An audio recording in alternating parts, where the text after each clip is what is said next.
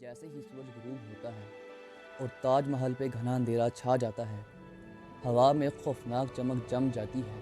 چاندنی چمکتے سنگ مرمر کے اوپر رقص کرتی ہے اور پیچیدہ نقش و نگار کو ظاہر کرتی ہے۔ چاند کی نرم آغوش میں ہر نازک تفصیل جذبے، محبت اور ایک خواہش کی کہانی بیان کرتی ہے، جس کو آج سے 400 سال پہلے تاج محل کی ان خوبصورت دیواروں کے اندر دفنا دیا گیا تھا۔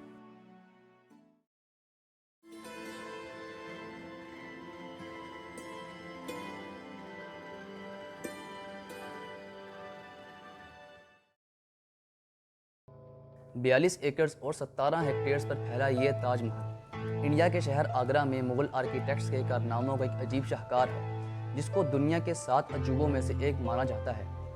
20,000 مزدور ہمہ وقت اس کی کنسٹرکشن کے لیے طلب کیے گئے۔ راجستھان کا سب سے فیمس مکرانہ ماربل شاہ جہان نے تاج محل کے لیے ریزرو کروا لیا تھا۔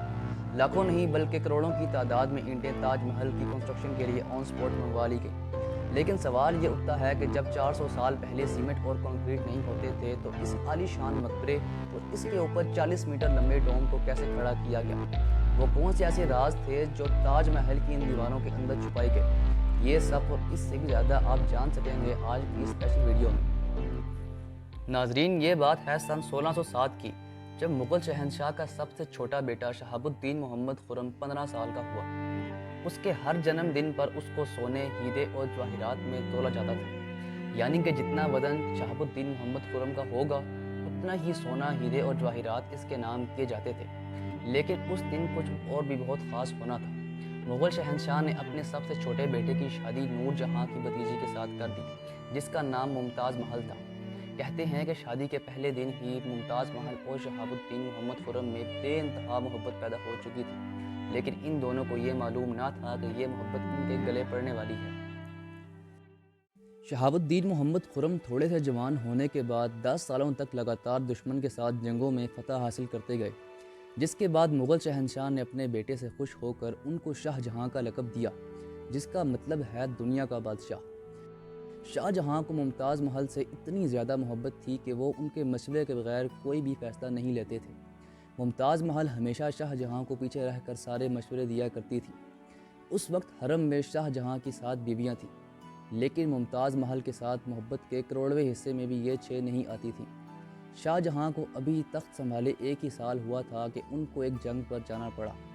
یہ جنگ تقریباً 2 سال تک جاری رہی اور شاہ جہاں کو اس میں بھی بھرپور کامیابی حاصل ہوئی، لیکن ممتاز محل جو شاہ جہاں کے 14ویں بچے کو جنم دینے والی تھیں، ان کی طبیعت بہت زیادہ بگڑ گئی اور وہ 17 جون 1631 میں بہت زیادہ کمزوری کی وجہ سے نہ چاہتے ہوئے بھی اس دنیا کو چھوڑ کر چلی گئیں۔ شاہ جہان نے ممتاز محل کے اس دنیا سے جانے کا اتنا صدمہ لیا کہ انہوں نے 8 دنوں تک کچھ بھی نہیں کھایا پیا، اپنے آپ کو ایک الگ کمرے میں بند رکھتے۔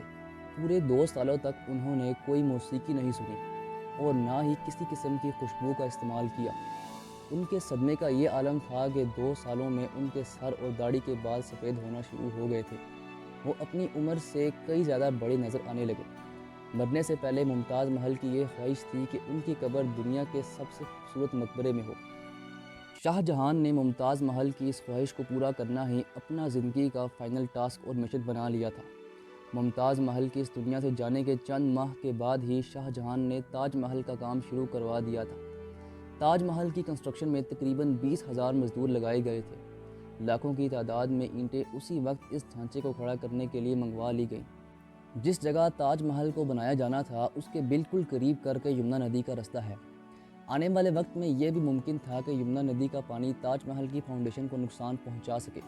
اب کیونکہ اس وقت سیمنٹ اور کنکریٹ نہیں ہوتے تھے تو اس چیلنجنگ ٹاسک کو پورا کرنے کے لیے زمین کے اندر کنویں کھدوائے گئے اور پھر ان کنوؤں کو پتھروں سے بھر دیا گیا، جس وجہ سے یہ زمین اتنی مضبوط ہو چکی تھی کہ اس کے اوپر کسی قسم کی بھی ہیوی سے ہیوی بلڈنگ بنائی جا سکتی تھی اور اس ندی کے پانی اب تاج محل کی فاؤنڈیشن کو نقصان نہیں پہنچا سکتا تھا۔ تاج محل کے ڈیزائن اور آرکیٹیکٹ کا آئیڈیا شاہ جہان نے اپنے باپ دادا کے مقبروں سے لیا تھا۔ باپ کے مقبرے سے میناروں کا آئیڈیا لیا گیا، دادا کے مقبرے سے بلڈنگ کور کا اور اپنے انکل کے مقبرے سے ڈوم کا آئیڈیا لیا گیا تھا۔ کہا جاتا ہے کہ تاج محل کی کنسٹرکشن کے دوران اتنے زیادہ مزدور لگائے گئے تھے کہ آس پاس کے علاقوں میں کھانا پینا اور اناج ختم ہونا شروع ہو گیا تھا۔ کیونکہ اتنے زیادہ کھانے پینے اور مزدوروں کی ڈیمانڈ کو پورا کرنا کوئی آسان کام نہیں تھا۔ اتنا ہی نہیں بلکہ شاہ جہان نے راجستھان کا سب سے فیمس مکرانہ ماربل جو کہ آگرہ سے 400 کلومیٹر دور تھا ریزرو کروا لیا۔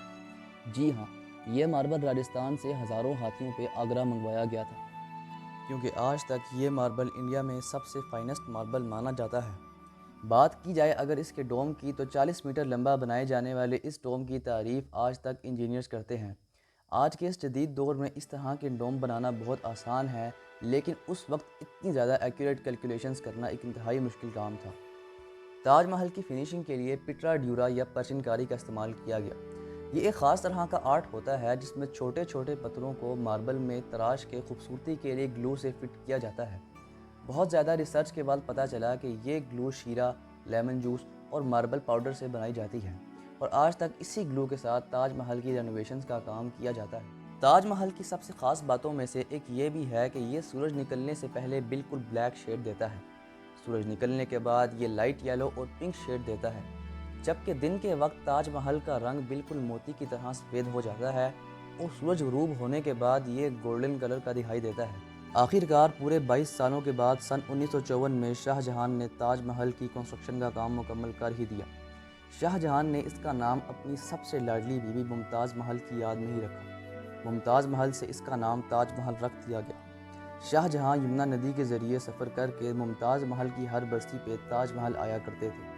وقت تیزی سے گزر رہا تھا اور آخرکار وہی ہوا جس کا سب کو خطرہ تھا۔ 4 سالوں کے بعد یعنی کہ 1658 میں شاہ جہاں اور ممتاز محل کے اپنے بیٹے نے ہی شاہی تخت کو الٹ دیا اور خود مغلیہ سلطنت کا بادشاہ بن گیا۔ شاہ جہاں جو ایک لمبے عرصے سے اس سلطنت پر حکومت کر رہے تھے، ان کو آگرہ فورٹ میں قیدی بنا دیا گیا۔ صرف ایک ہی فیسیلٹی ان کو دی گئی اور وہ یہ تھی کہ جس کمرے میں شاہ جہاں کو بند کیا گیا، اس کمرے کی کھڑکی سے وہ تاج محل کو دیکھ سکتے تھے۔ 8 سال قید میں رہنے کے بعد وہ اس دنیا سے رخصت ہو گئے اور ان کو تاج محل میں ممتاز محل کے ساتھ ہی دفنا دیا گیا۔